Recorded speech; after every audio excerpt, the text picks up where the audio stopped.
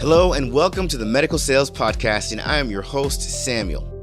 In this podcast, I interview top medical sales reps and leading medical sales executives across the entire country. And it doesn't matter what medical sales industry, from medical device to pharmaceutical to genetic testing to diagnostic lab, you name it. You will learn how to either break into the industry, be a top 5% performer within your role in sales, or climb the corporate ladder. Welcome to the Medical Sales Podcast.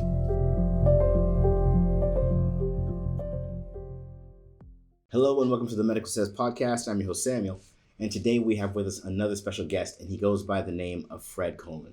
This is a really unique episode, and I really want everyone to listen to this carefully. If you're trying to get into the industry, if you work within the industry, and if you're a sales leader or any kind of leader in the Medtech space, this is a must listen. Why do I say this? Fred has led a very inspiring life, and the things he continues to do are things that many of us have always aspired to do and are working on doing. But one of the things that we discuss, that of course you're gonna have to listen in the interview, is how certain actions as you're growing in your career impact very important things later on in life. And how sometimes when you're doing something or taking an action that you know is necessary, but you're concerned that it might not have the positive effects you want it to for your family, for your relationships, and then find out much, much later, years later, that's one of the best things you could have ever done. It's a beautiful thing to experience. We talk about that and so much more in this episode. So now you're listening, you're thinking to yourself, what is Samuel talking about? Well, guess what? I'm not giving it away. For any of that, you're gonna have to listen to the interview. The only thing I'll say again is really listen. Whatever you're doing as you're listening to this episode, I want you to really, really listen. It's one of those interviews that can stick with you, inspire you as you continue to go on and lead the wonderful career you are trying to lead. As always, we do our best to bring you guests that are doing things differently in the medical sales space, and I really do hope you enjoy this interview. Hey, Fred, how are we doing today? Very good. Nice to see you here on the screen. Absolutely. So why don't you tell the audience who you are and what you do? Oh, well, thank you. That's a very nice first question to begin with. So my name is Fred Colen. I am a person who has devoted his life to medical technology and really to bring innovative new therapies to the market and to the patients. It's really a heart's desire for me to do that kind of work. I started with it about 40 years ago. I had a hard time making up my mind, do I want to be a medical doctor or an engineer? In the end, I decided to become an engineer, but really from the get-go, specialize in medical technology. In those days, you actually couldn't study that at any university, but I found some universities that wanted to work with me, and they allowed me to do some classwork in the medical science side, which was very nice. And I actually got going right from the get-go in medical technology. I was really, really inspired by it. Okay, so before you continue that, we got to let the audience know what you currently do now. What's your current role right now and with which company? Yes. Okay. So I have been, until about 10 days ago or so, the CEO of a company called Neovasc. And I'm actually very proud to say what I just said, because we had a very, very good and successful exit. This is a startup company in the cardiology space, and we were able to get a nice exit done with a strategic company, and most of the employees are moving on, and the therapy is continued to be utilized, and will have a home. In fact, the acquiring company Shockwave Medical, quite a well-known company, a rock star in the medical device space, acquired Neovasc, and they have made commitments as to substantial continued investments in the therapy to bring the therapy, which is for refractory angina. It is for the treatment of refractory angina to the market. And to continue to grow the utilization of that technology. So that's what that's what kept me busy the last 5 years as CEO of that company. And in about 5 years, I managed to achieve this exit. And we as a team are extremely proud of that. This is exciting. I mean, this is a very big deal.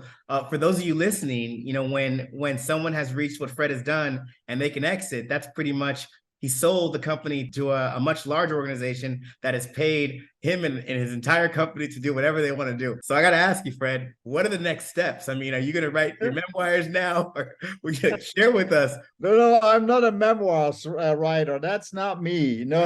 I will continue to shape the field and to continue to find therapies that need attention to be brought to the market. Sure. So that would be either in an additional new role as an executive in a company or as a board member. And in fact, I am already currently a member of a board of a startup company where we get paraplegics to walk again. And I'm serious about this. This is very innovative, very interesting. Yeah. And I'm in discussions already about another board membership as well. So we'll see how it continues. But no, I'm not going to retire because I think retirement is overrated. And I'm not going to writing memoirs. I'm going to continue to move strong. I love it. If you can, share a little bit about the paraplegic board member position you have. Give us a little bit more about the technology behind that. What's going on? Yeah, so basically that company is called Onward. It's a European company. They are a Dutch-Swiss organization. They have been in existence since about 6.5 years or so.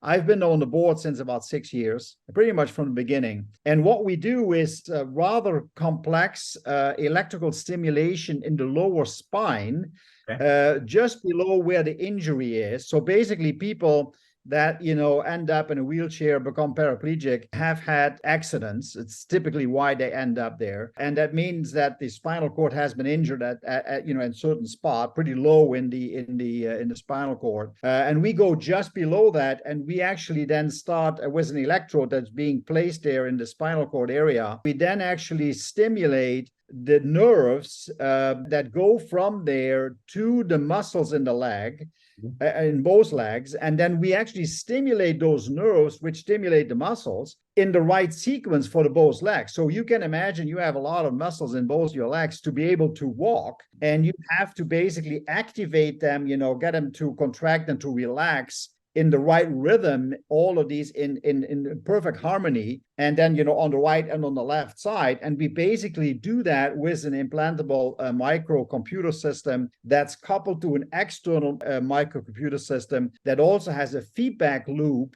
with sensors on the knee and on the foot, so that we get feedback as to what the patient actually is doing. And so basically what the patient does is has basically like an Apple Watch or something like it on the wrist. Sure. And the first command is, okay, stand up, because this is the first command to be able to get out of the wheelchair and to stand up. And the next one is start walking. And then he always know he has to start walking with one specific leg. Right. And then, he starts walking.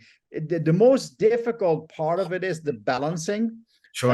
In all of this. So we have achieved so far with in initial clinical studies to get about, I think, 7 or 8 patients to walk, but they walk either on a cane or with a walker because of the balancing that's still a little bit difficult. Right. But yeah, it's actually is starting to work, and it's very, very exciting to see that. That is amazing. So when you say giving commands, are they there? The patient is giving commands to the device?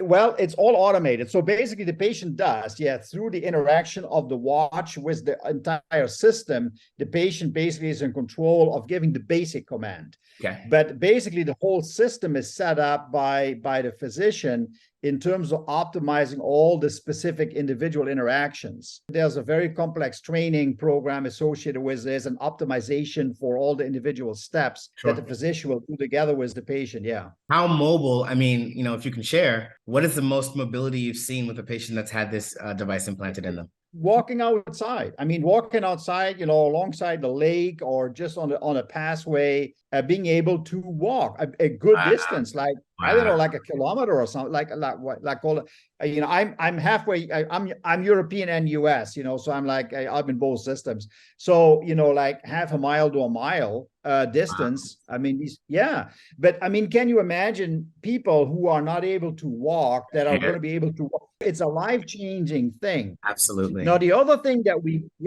we found is that these patients also have issues with blood pressure. So while the world in general has a blood pressure that's too high. These patients typically have way too low blood pressure, and they need a higher elevated blood pressure. So when they, for example, when they lay down and they get up in the morning after sleeping in bed, they have difficulties getting orientation going because their blood pressure is too low. We've also found a way to stimulate the lower spine in a very similar area to be able to actually increase their blood pressure, not by any medication, not by any drugs, but also by electrical stimulation.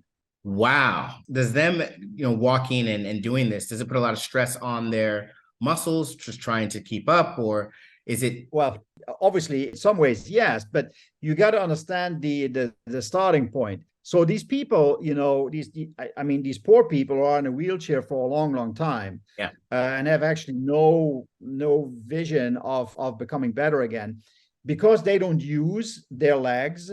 Their muscle mass completely goes away over time. And I say this in general in life. This is a very important lesson.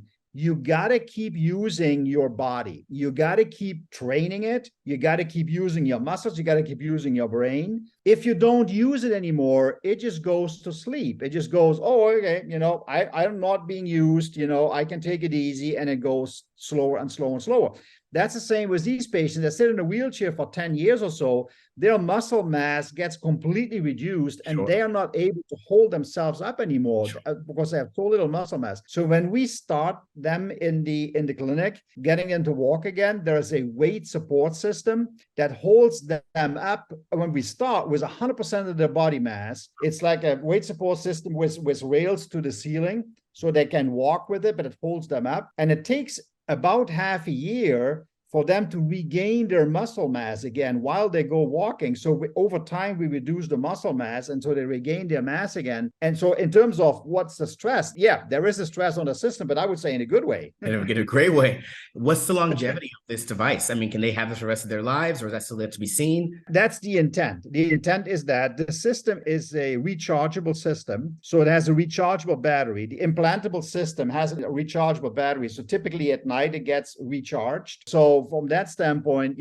I guess with advancement over time, there may be a desire to upgrade. The desire is indeed to have these patients on a long-term system that will enable them to walk again. Now, the most important thing when you talk about longevity, the most important thing is, and we've seen this in early stage rat research. So, I know animal research is always a sensitive topic. Sure. We actually do it, on rats. In the laboratory. And we actually see that rats that have an injured spinal cord, and we do this treatment on them, we actually see that the nerve endings that have been severed, they not connected anymore, they start to grow towards each other again over time. It's like the body learning, oh, okay, I want to walk. The system stimulates it here. The end is seeing the same signal. Oh, I must connect these 2 points or these 2 points. It's that now we don't know this for certain yet, but I mean, early stage, it looks like the body is actually learning how they need to rewire itself. That is the most important and amazing thing, which has never been seen before. Now, if this were true, and if this really can be achieved, then the dream, it would be a dream, would be that maybe over time, they don't even need the system anymore because the body may learn it again. Who knows, right? We don't know. It's too early to say. That is fascinating. Okay, one more thing on that note. You got to give us a patient story. I mean, I'm sure you've seen these patients walk. I mean, give us just one, maybe the one that sticks in your mind the most. What was that like? So there are several. You can also find them on the internet. Look them up on Onward, and you can find patient stories there as well. These are all European patients because they've done the clinical research in Lausanne in Switzerland. But there are patients there from Switzerland, Germany, the Netherlands. I mean, there's one patient, his name is Jan from the Netherlands, and he got hit by a car in a major car accident, and he got into a wheelchair, couldn't walk anymore. And he basically tells a story that I was basically destined. I can't walk anymore. I mean, I just can't believe I will ever walk in my life anymore. Sure. And it's just so depressing and so difficult to live with. And now this is like I'm coming back. I'm seeing a way to walk again, which is like an impossible thing becoming possible. It's kind of like what he's talking about. And so it's really amazing to see those kind of stories. That is amazing to hear. Wow. You are right. You're doing some fun stuff. I mean, goodness. Well, now talk to So us. why would I write memoirs? So Sam, why Right, would I write memoirs? What if right. you can do this kind of wonderful stuff? Exactly, exactly. With that being said, though, you might want to write memoirs that talk about some of these experiences so that people like us can learn about them. But let me ask you this, I love having you on the show because a lot of people that get into medical sales, they especially now, I think 20 years ago, 10 years ago, people just didn't know about what medical sales, what a career trajectory could look like. They didn't know what they could become or get into. Now, people go to college knowing they can have a career in this space and get into a space like you, build something, sell it off, and then go do whatever they want to do and be part of any innovation they want to be a part of. I think it's an amazing thing. It's an amazing thing that's happening right now. But talk to us a little about this. How did you come to learn about Onward and even other opportunities? Is it just that once you've reached a certain level within your career, you being CEO, you're just privy to it, or do people seek you out, or do you actually seek it out? It's a little bit of both. But before you go on, let me just say this. I mean, this is such an inspiring field to work in. Yes, if you're good at it, you can also make a ton of money. Absolutely. But I tell you, the most rewarding thing is to see what you're able to achieve. When you see these patients and you see, what impact this has in a very positive way on these patients, everything else dwarfs. I mean, the motivation, the spirit that creates in you is so strong, then everything else becomes like, well, yeah, the money is kind of nice, but I want to be part of this. I want to have another journey like this. Yes. So I've had several of these journeys with a team. And I can tell you, when you do this with a team and you go through this journey, it's an amazing journey to get to an end stage, like I just did with Neovasc that we just sold to another company. I've also done it with drug-coated stents. I've done it with pacemakers. I mean, there's all kinds of different things I've done in my life. But what is the same is always the team, gets to the end and you go like, wow, everybody's going to be so happy. We got it. We did it. We made it. You know what? The team is actually sad because we reached the end of the journey. Now the journey is over. Oh my God, I love this so much. I want another journey. I want another journey. They really long for it. That makes a lot of sense. That makes a lot of sense. Exactly. But how do you get into it? It's, I always say you got to keep doing all the right things, as a person and as an individual and in any career, but certainly also in this career. You can't cut corners. You do the right thing, even if it's very, very difficult. Always do the right thing. Never burn any bridges in your career. Always keep the contacts, because you never know what will happen many, many years later again. You never know. Very so true. Contacts, like in every career, keep your contacts. It's very important to stay in touch with people, and then do the right things, and people will notice you. They go like, hey, this guy, he did some good things, or this girl did some really nice, interesting things, and let's talk. And just, the medical device space actually isn't really that huge. I mean, it has grown a lot over the years, but it's not like the car industry, or it's not that huge, right? So it's not that difficult to stay in touch with the key people, and you will learn that you have colleagues, you have medical doctors that work with you and really love to work with you. That's a very amazing connection as well, the medical doctors.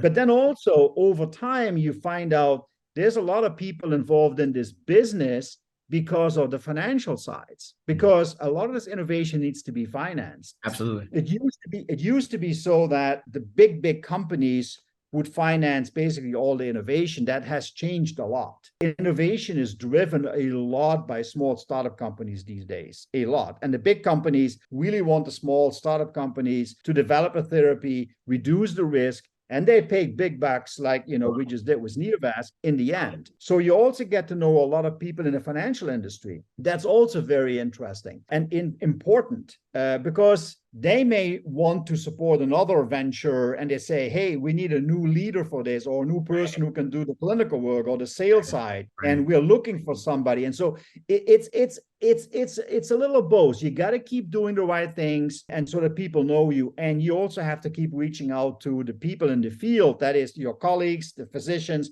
as well as the financial people out there. Absolutely. Okay, so now take us back.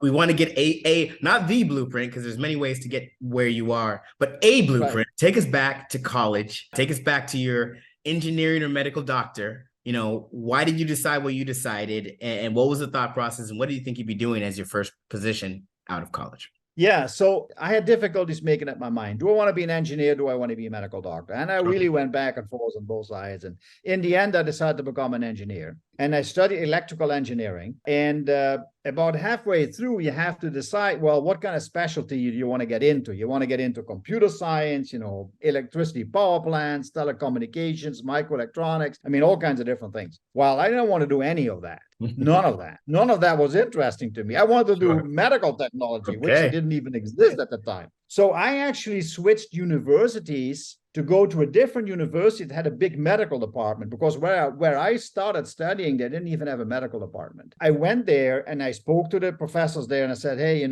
I really want to do something in the medical technology space. And is there nothing we can work out on a project basis? And they in those days said, wow, we're actually interested in that, because we don't have it yet, but we're interested in exploring it. So you'll be a guinea pig for us, is what they said. That sign me up, I'll be the guinea pig. And so, I got my degree in electrical engineering. Actually, my direction officially was telecommunications, although I never really learned telecommunications. That was only because I got to choose the most free topics, and I was allowed to pick all those on the medical side. Okay. So I could take courses in physiology and cardiology and all of these things, which was very helpful. Absolutely. Then right after that, I was able to work at the hospital for a couple of years, and actually had, as a engineer or technical person, interactions with patients. These were patients that had implantable pacemakers and needed follow-up treatments. What was your so you were an engineer. What was your position? As an engineer, so these patients came in for the regular checkup of their pacemakers, and they needed a technical person to understand how the pacemaker was doing, how the ECGs were, if the pacemaker was working fine, if the battery needed to be replaced pretty soon, if any issues. I was also there as the person that assisted the medical doctor in planting the electrode, the lead, into the heart to make sure it was properly placed so that the pacemaker could properly function. Sure. So those kind of things. That was very, very good, because I, right from the get-go, got right into the clinic and with the patients. It was really, really very good. Wow. And then I wanted to go into the industry, and I signed up to become a design engineer at a company in the Netherlands. Okay. And I started there, and day one of my job, the head of the company comes to me and says, Fred, we have to talk to you. We really love to have you design our next pacemaker, but you know what? We have so many problems in manufacturing. We really need you to support our manufacturing efforts. And I go like, well, that's not really what I wanted to do. Right. But it was a blessing in the sky, because I actually did that for about 5 years. Okay. And it was this also tells you sometimes you just have to go as a flow. You cannot just go against it. So I did that, and I learned so much about manufacturing techniques and processes. And then you realize, well, how good is it to know that kind of stuff when you start developing something? Because whatever you develop needs to be manufactured. Absolutely. Right? Absolutely. So that was great. And then one day, that company was acquired by a large U.S. pharmaceutical company, and I got to talk to those people, and I said, well, I really want to do development work. And then the first thing they said is, well, you got to come to the U.S. to do that. I said, sign me up. I'll go tomorrow. Where was your first, where did they have you go? Minneapolis, St. Paul. Minneapolis, St. Paul. All right, go ahead. You're in Minneapolis, St. Paul. Minnesota. Minneapolis, St. Paul. A cold place in the wintertime, I tell you. Absolutely, yeah. But great. I mean, it was a wonderful experience. I was there several years and did some phenomenal work in developing their next generation pacemaker. It was a great team. Then I went back to Europe, and I really wanted to learn about the profit and loss statements, like the financial side of a business. And I moved to a small company that was supporting electronic circuits for implantable devices throughout the industry, like an OEM supplier. And I loved that, because I had a lot of contacts within the industry, but I also had only like 30 people reporting to me, and I had P&L responsibility for my little division. And, there's no better thing than to have a small team and learn all the ins and outs about how P&L works, because you see every movement of it. right? Yeah. So I did that for 8 or 9 years. And then one of my connections called me up again and said, hey, I want to diversify, acquire a company. Can you come help me? And so my career went on and on. And I grew over time in terms of leadership positions. I got bigger and bigger. I mean,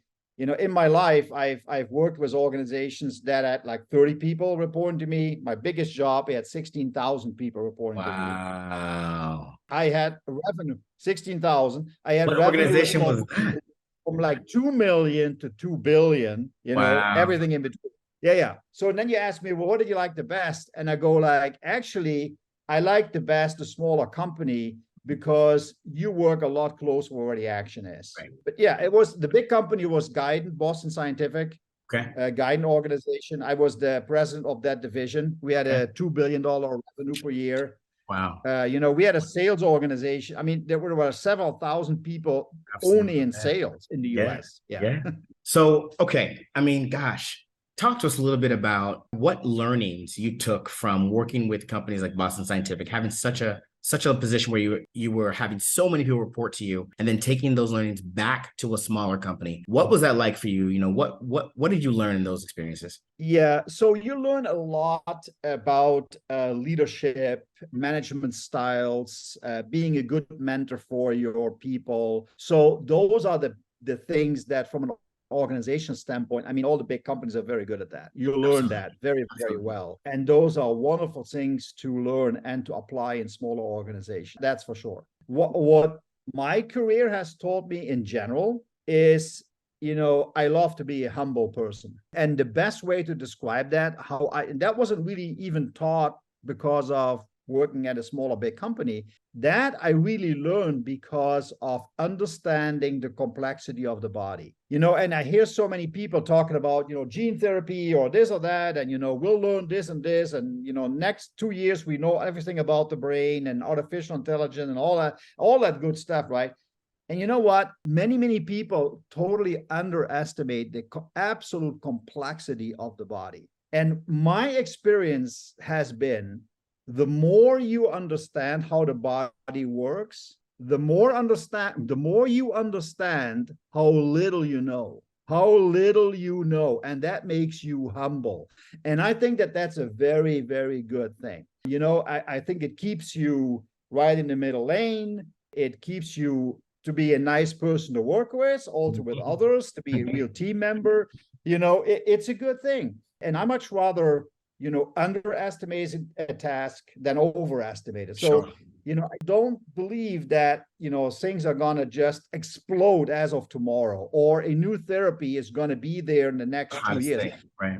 My experience has been, by the way, an absolute novel experience in the medical technology field, from all the way to ground up to really, really getting into the clinics and really getting utilized, takes at least 10 years, more likely 15 years. Even today? Today, yes. This is how long it takes. Now, you may make refinements, you make improvements, that may take 2 or 3 years. But to really take a complete new thing, disruptive, from the research stages all the way into a real therapy that works for patients, takes at least 10 years, more likely 15 years. It takes a lot of work. It's very complex, number one. And then there are huge hurdles, right? I mean, you want to do it right. You don't want to hurt a patient. You want to do a lot of clinical work to make sure you really understand how it works and works well. And so these things take time to develop. That's just the reality. So in most of your positions then, were you you found it in the middle, where it wasn't from the beginning stages, it was maybe halfway there, it was almost to being the disruptive new innovation, and then you kind of signed on and helped execute it to get it all the way to that disruptive innovation? I've done a lot in that whole value chain, in the whole chain. I mean, so I've worked certainly on the sales side, but I've also worked all the way in the very early stages. So at Boston Scientific, I also was the chief technology officer for 8 years, where I had responsibility for research and development investments within Boston Scientific. So which programs are we going to invest money in? And that starts with research work. So for example, in those days, we developed the drug-coated stent programs. That started out with real early stage work around what drug do you use?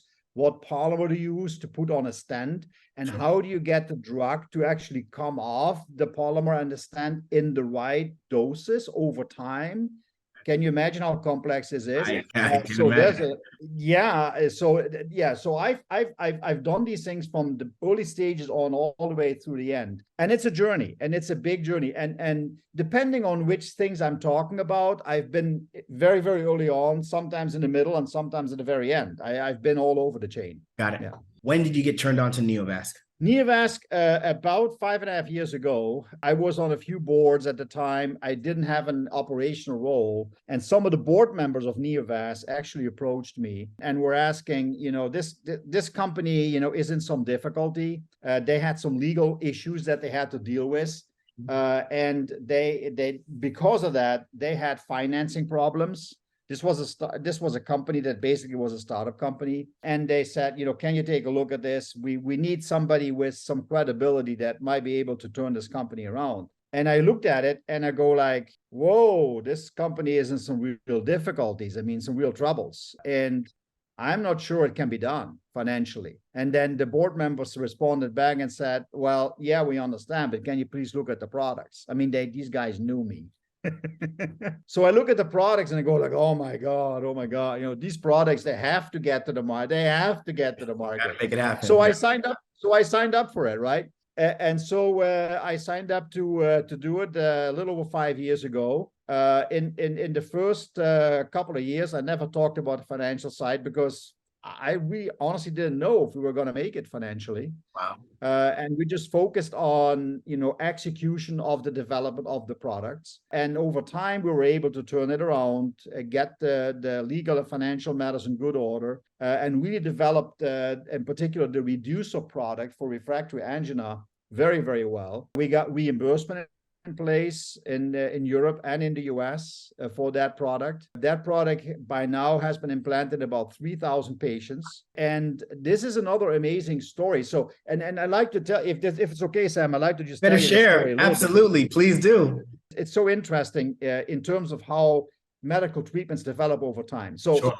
I'm sure you have heard about coronary artery disease or people that have a heart attack. Of course. You have a heart attack, your coronary arteries, clog up. If you're lucky, the physician does see it early enough and you don't have a heart attack and you get treated. Now, how do you get treated? You get treated either by stenting. They put these stents in these coronary arteries and open them up, right? Or if it's really bad, they say, well, you need bypass surgery. And they basically put a bypass graft on the outside of the heart to transport the blood to where the heart muscle needs the additional blood supply and oxygen. So it's bypassing the coronary arteries. I mean, that's modern way, treatments, it's very well established. A lot of people go through it. But what is not being talked about is two things. One is when you go through that entire process of stenting or bypass procedures, that doesn't mean that for every patient going through these procedures, the angina, which is the pain in the heart and the shortness of breath when you start exercising a little bit, is actually gone. For quite a few patients, the angina after these procedures is still there. Oh, I hadn't heard about that yet. Well, yeah. And mostly people don't talk about it because there really isn't much you can do anymore for these patients. They get sent home, just take it easy, take some medication. That's about all people can say. The other group of patients is a group of patients, and these are primarily women, called ANOCA patients. They also have angina. They go through the whole rigmarole in the cath lab, and then the doctor says, hey, your coronary arteries are wide open. There's no problem. And the patient says, yeah, but I have, pain. Yeah, but it's not from your heart because we can't see anything. Okay. Now, what we've discovered in the last, I would say, 10 years that has started is that if you have an occlusion of these coronary artery blood vessels, which are the big ones on the outside of the heart, typically it also means that the small little blood vessels inside the wall of the heart also get occluded. Why would only the big ones clog up and not the little ones on the inside? So some of these patients have what we call now these days, not 10 years ago, but these days, we call the small vessels being occluded or getting to be occluded, we call it microvascular disease. So these women where the coronary arteries are wide open and they've been told, oh, you have no heart problem, they had microvascular disease. They had the small little blood vessels clogging up, but nobody was looking at it. Wow. Really? Yeah. Or you got treated for these big coronary arteries that were blocked. And then they said, hey, your coronary is You're wide good to open. go, but they weren't Oh because no, of I still have angina. Mhm. Okay. So we came up with a product that actually helps patients with what we call microvascular disease, where you still have angina after your coronary arteries are reopened or they are open to begin with, and you still have issues with angina. This is called refractory angina. And basically what it is, it's a device that is like a metal mesh that has the shape of a sand. You know what a sand watch is? Like the sand runs through. It has like a small little opening in the middle, and the sand runs through. What do you call this thing? A sand watch? I think it's sand. I'm not familiar with device. the term, but I know what you're talking about. Okay. So it has a wider ends in the middle, has a very narrow opening, and the sand runs through it in the middle. Well, this device that we use is exactly the same shape. And we actually put this where all the blood comes out of the myocardium of the heart and it gets encapsulated by tissue by the body as a natural reaction. Over time, all the returning blood from the myocardium has to go to this very small little middle opening. And that increases the blood pressure a little bit inside these small little blood vessels. It's like the same when you put your finger on the garden hose. You put your finger on your garden hose, your garden hose swells up. The pressure goes up. Mm-hmm. Now, the flow of water keeps going, actually increases, right? But the pressure goes up. Well, we achieve the same thing. The pressure goes up in these small little blood vessels, and that opens them up a little more. And so you get better oxygenation in these small little blood vessels. And in 70 to 80% of the patients that we treat, it's a very effective treatment. Wow. What was the awareness to providers that were missing this? Was that immediate? Were they like, wow, I can't believe we didn't see it? No. Or was there resistance to this? No, it actually the whole story came to light in a backwards way because, and this happens often in medicine, it all goes from the symptom side. So, well, the patient still has symptoms. So why would the patient still have symptoms? Oh, well, I don't know. Well, maybe we need to do something, something else. And people try all kinds of different things. And well, let's see if we put something on the outflow to see if we can increase it. Maybe that helps. And that helps. That helps. So it's a iterative process to basically understand how you can improve the symptoms. And then much later came the understanding of, well, why actually does this work? And what is the background of all of this? That is only coming to light in the last few years. This device was already developed, 12, 14 years ago. Wow. When people didn't understand the background of it. Wow. Now, was the discovery of what's really going on, did that happen in a lab under a medical technology company, or did that happen with a provider that finally did the diligence to find out what's going on? It happened in a lab, in a university laboratory with, medical doctors, students, people working with how could we still do something for these patients? And then from there, it took a very up and down road, very bumpy road.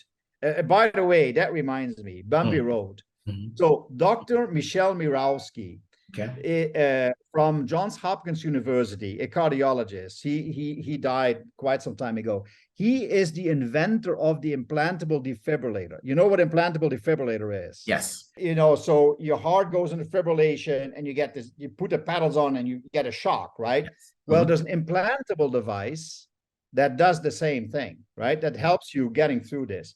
And this Dr. Mirowski was the inventor of that device. He had a very interesting statement. He would always say, the roads aren't bumpy, the bumps are the road. Well said. You only have bumps. That's all you have. That sounds pretty accurate. Wow. Talk to us a little bit about how is medical innovation truly happening? I mean, you just kind of gave a scenario right now where it's always driven by the symptoms. And then someone finally goes back and says, what's causing these symptoms? Is that what you see over and over and over again? Or would you say that it's happened all kinds of different ways? This is a typical way. More the medical side of it is, well, people have symptoms, so we have to find a way to work on those symptoms and to solve those. There's also a way where you do it from the ground up, more scientifically, and really from a technical and research understanding, really build it up. Also happens. How often do you see a provider that is just in a way going against the grain, is just believe that something's going on that for whatever reason no one else is listening to, and then finally the right person listens to it, and the disruptive technology is developed? How often does that happen? And give us any kind of story you can in particular with the disruptive technology, right? Yeah. So let's take the example of Dr. Mirowski. It's such a good one. Sure. So have you ever seen a defibrillator, an external device that people use as a defibrillator? It's a box. The box is about this big, okay? This big. And Dr. Mirowski says, well, the reality is people who have a cardiac arrest where the heart goes into fibrillation have a very, very low chance of survival. By the way, today that's known to be only 5%. 5%, only 5% of people that actually go into fibrillation survive. Wow. Some people believe it's 10 or 15, but they don't count the patients who already die on the way to the hospital. Those statistics are only measured in the hospital. If you take all the way from the beginning, all the way through, this soccer player that was, what was his name? The football player, not soccer. The football player had a cardiac arrest on the field. Yeah, I know exactly what you're talking about. Half a year ago. Well, he was saved because there was immediate medical treatment there for him. So that's why he didn't really have any issues and he survived very well. But how often is that the case? Typically, you're in your own home, you're on the street somewhere where you might have this, and there's nobody there to help you. That's why the survival rate is so low. So this Dr. Mirowski said, okay, well, so the survival rate is so low. So to have this external box and people have to go there to survive you, it's not a solution. People who have are in danger, and there are symptoms that you can look at, and there are ways that pinpoint to these patients may have a higher probability of getting into fibrillation. These patients should get a prophylactic device. They should have an implantable defibrillator implanted in their chest so that if it happens, this implantable device automatically revives them. Okay. Now that makes logically total sense. I mean, right? I don't see why anybody would argue with that. But he was saying, yeah, let's implant the device that is like this big. So everybody goes like, yeah, that's nice, Dr. Mirowski, but we can't implant the box. It's not going to work. I mean, that's utopia, what you're talking about. It's not going to work. He was like ridiculed by about everybody, including all of his colleagues in the literature. Wow. Really. Wow. And so, yeah, it makes no logical sense, but it's just not practically possible. So he didn't give up, because one of the things you got to learn in this business is never give up. Never give up. Love it. Okay. So never give up. So he said, never give up. Okay. He went into his own laboratory, started working with this, and figured out that if you actually are inside the body, you need a lot less energy to defibrillate the heart than if you're on the outside, because of the skin, the relatively dry skin.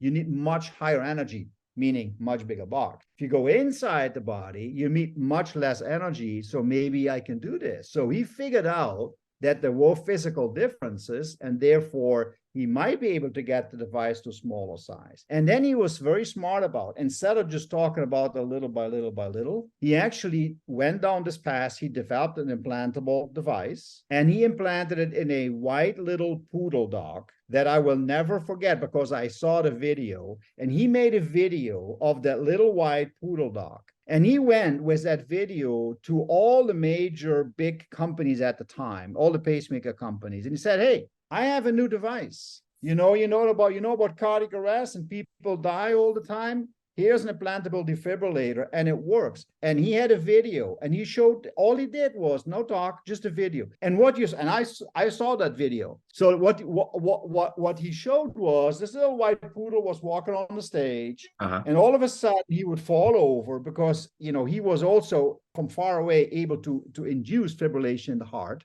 Sure. And then the little dog fell over, and nothing happened for like 10 seconds, which is how it works even today. And then all of a sudden you saw a shock going through his body. 10 seconds later, little poodle gets up, starts walking on the stage again. Wow. And that is how he made it work. And you know what? The implantable defibrillator business today, worldwide, is somewhere in the range of $8 to $10 billion business. Wow.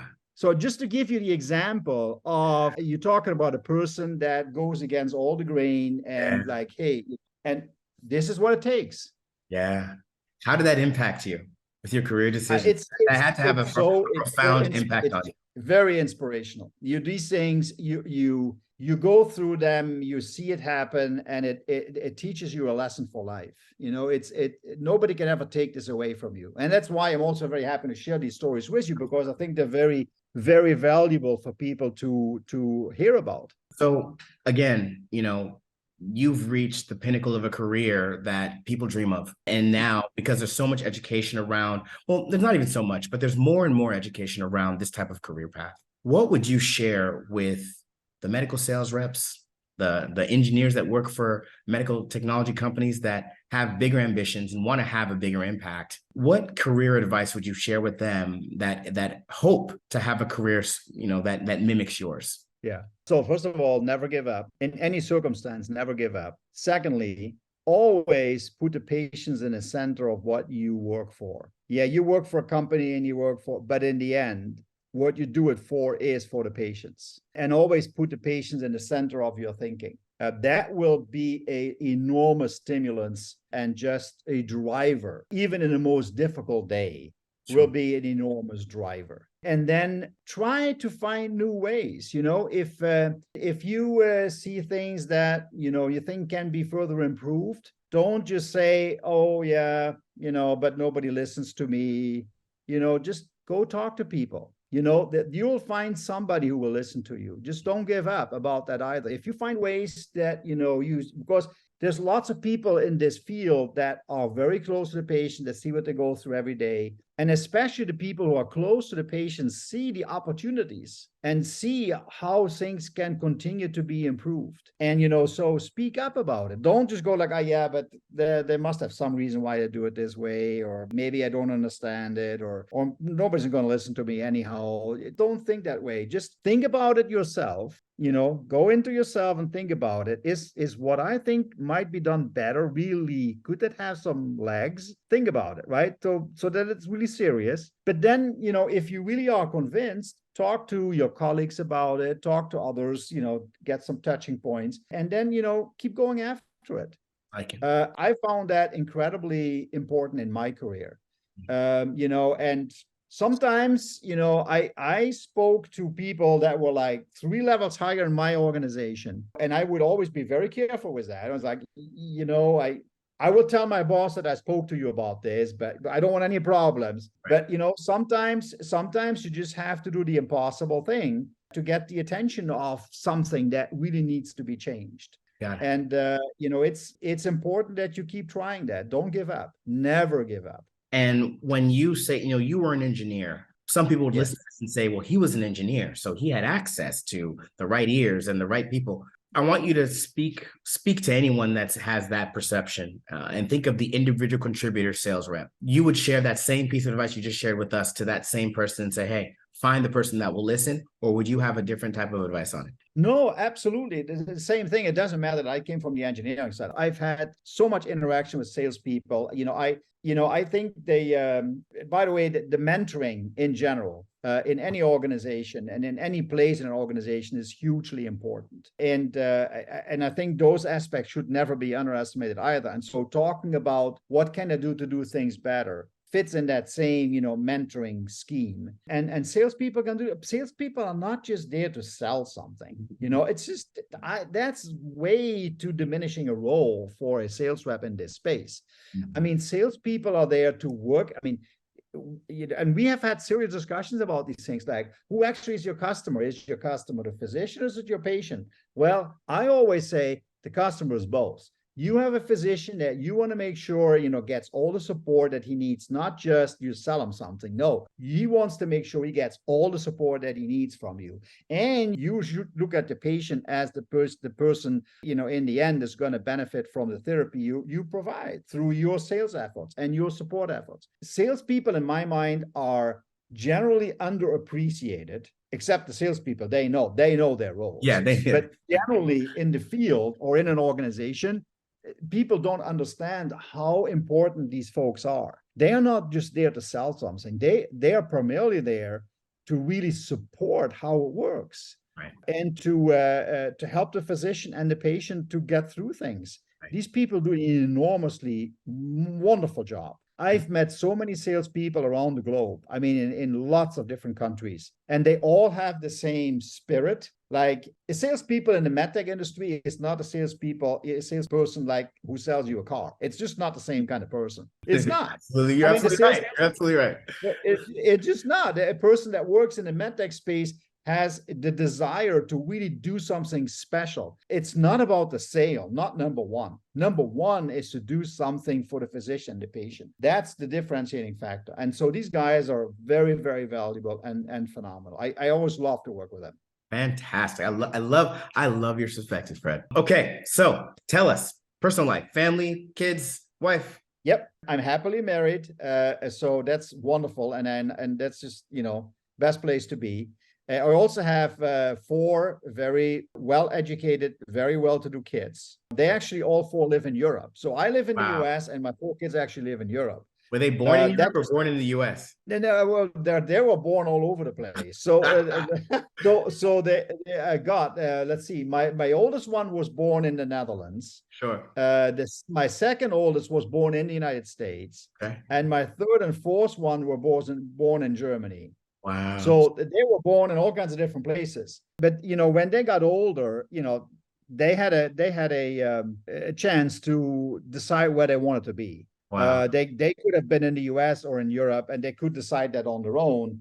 And they spent a lot of time in the United States. I mean, they went with me all over the world. I mean, they lived and worked in the Netherlands, Germany, Sweden, the United States, 4 different places. They went with me everywhere, right? And then even when they finally settled, in Europe, they would still spend, I don't know, 3-4 months in the year with me in the United States. So okay, so they're really global. They're really global citizens.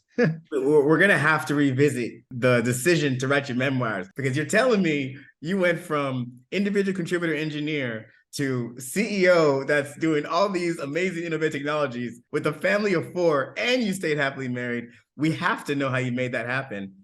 Talk to us a little bit about what it was like to just have a large family like that and make so many different moves. You're going to the US, going to Europe, going back to the US. Talk to us a little bit about that. It obviously was very, very hard on the family. It was. There's no question about it. And I can tell you that in those days when my kids were small, I had real reservations about it. It was like uprooting them. I would just take them out of their social environment and move them somewhere else. Mm-hmm. And it was really hard on them. And sure. I could see it, and it really hurt me. Sure. And I didn't have a lot of choice, sure. because I wanted to do what was right for my career. And I kind of felt bad about what I was doing to my kids. Okay. In fact, my oldest daughter, Sonia, she was born in the Netherlands. And when she was 3 years old, we moved to the US. And she went to the kindergarten in the United States. And, after a week or so, when I dropped her off there, the kids would tell me, well, Sonia doesn't speak. She can't talk. And I go, no, she can talk, but she never says anything. Sure. Can you imagine a 3.5-year-old? Yeah. Okay. So, and obviously she didn't know any English, right? So that's why she didn't speak. Sure. But you know what? It was so amazing. Like about a month, maybe it was 4 or 5 weeks after she started, she didn't start talking English word for word, but sentence by sentence. Wow. It's amazing how these kids, how flexible their minds are, and how they pick this up. Yeah, that is a and fact. So now, after the fact, now when I look at my kids now, I go like, wow, I'm really proud of them, number one. But secondly, it was actually a very good thing, because they are the most flexible, open-minded people. They're really global citizens. They have a wide perspective on a lot of different things, from a European, from a US world perspective on so many different topics. And now I see actually all those different experiences were a very good thing, because they had to go through it and they managed to get through it and learned a lot from it. But when I was doing it, I was feeling really bad. Feeling guilty. Yeah. Did they follow your footsteps and get into med technology companies, or completely different tracks altogether? So it's interesting. My second oldest daughter started out being a midwife, and midwifery in Europe is a big thing. Most of the women in Europe actually get their babies at home. I don't know if you know this. I did not know that. As opposed to the United States. And they have excellent medical data.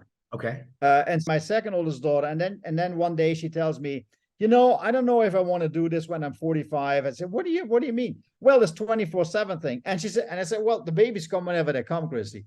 So anyhow, so she studied some more, and she's now a professor in midwifery. Oh, So she wow. actually Okay. teaches Okay. and has a regular working hour. So that's how she did that. My Awesome. oldest daughter didn't go into Medtech, but she did study electrical engineering. Okay. Got a master's degree like me, and her grades were actually better than mine. I can tell you that too. And then when I thought she was going to work, she wanted to study more, which I wasn't so certain about. But she said, "Oh no, I want to add an MBA," and she added Wow. an MBA. Wow. And she's working at BMW in Munich. She's been there, I don't know, God, almost 15 years now, I believe, Wow. at Okay. BMW in Munich, in the development department. She works right at the interface between marketing and R&D. Oh, that's cool. Right now, she's engaged in developing the next series of BMW cars that come out, I think, in 26. Oh, come on. That's awesome. Yeah. Yeah. So that's Sonia and Christy. And Anke is a teacher. Okay. And Sven is a consultant. He works with startup companies and big companies in Austria, and he is engaged in sustainability. Okay. Okay. Fantastic. I want to know from you specifically, do you think that American employees that really want to expand their careers should be diligent about trying to get opportunities overseas? Or do you think that they can keep it all within the US? And I guess what I'm asking is, would things move along faster for your impact if you looked for opportunities overseas within an organization? I think the honest answer is yes. First of all, it does provide for a broader global mindset if you have a broader experience. I mean, the US is big. You don't have to do it. I mean, the United States is a huge country. There's lots of opportunities, lots of even different cultures within the United States. Absolutely. So it's not that you have to do it.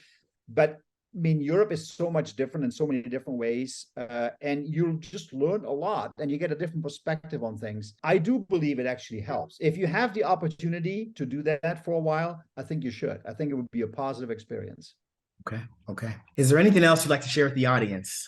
Anything regarding career growth, regarding what to do in your current role, if you want to expand to a bigger role? Anything you'd like to share?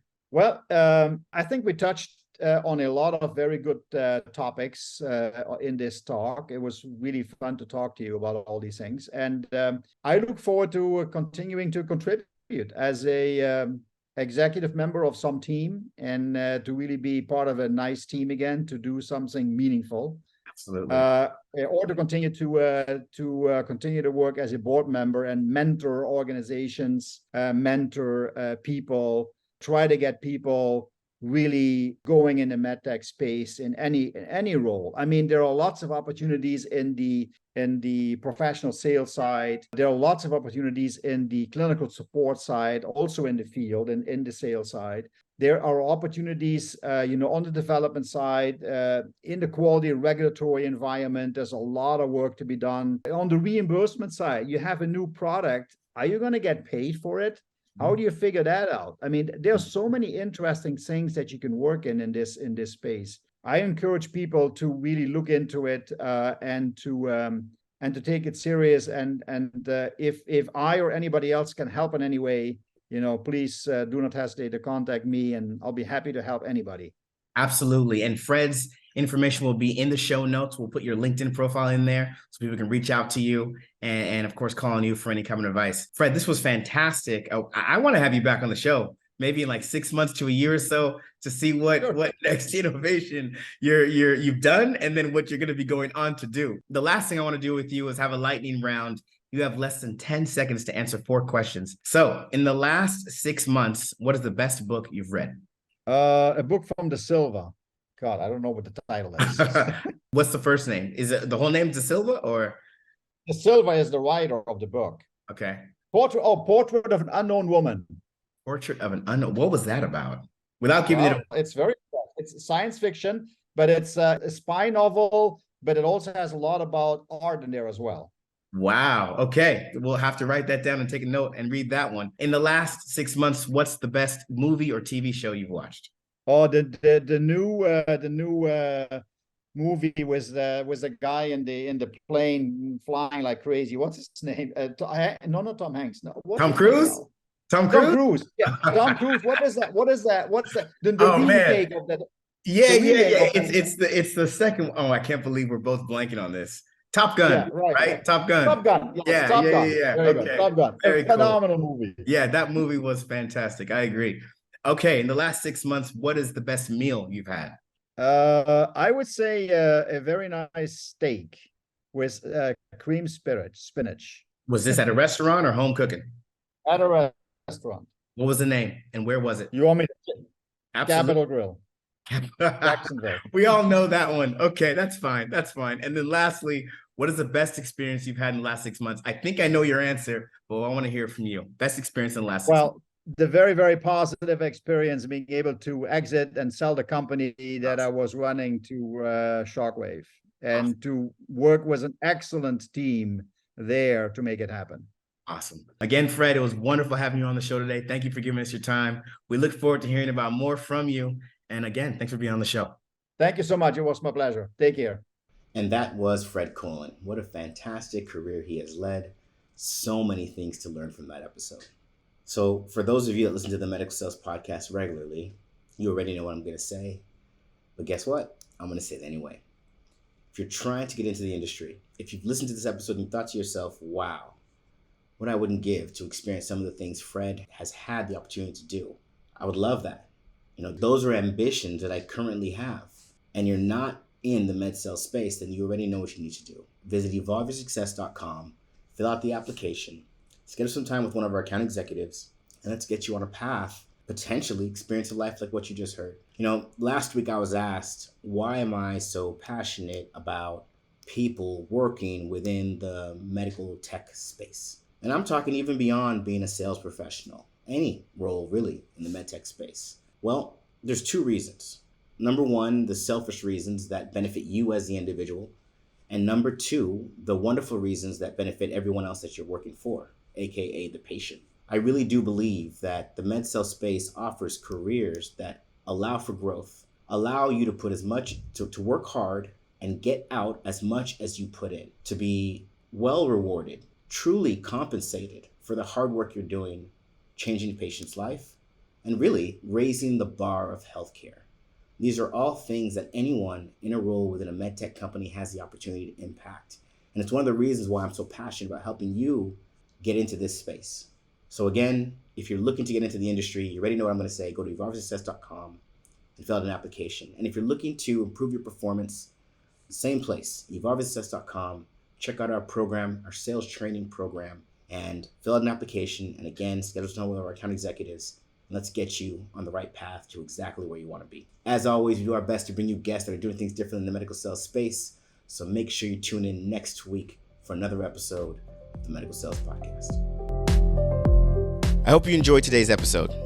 And remember, I have a couple programs that show you exactly how to break into the medical sales industry, become a top performing medical sales professional, and also how to masterfully navigate your career to executive level leadership. Check out these programs and learn more at evolveyoursuccess.com. Stay tuned for more awesome content with amazing interviews.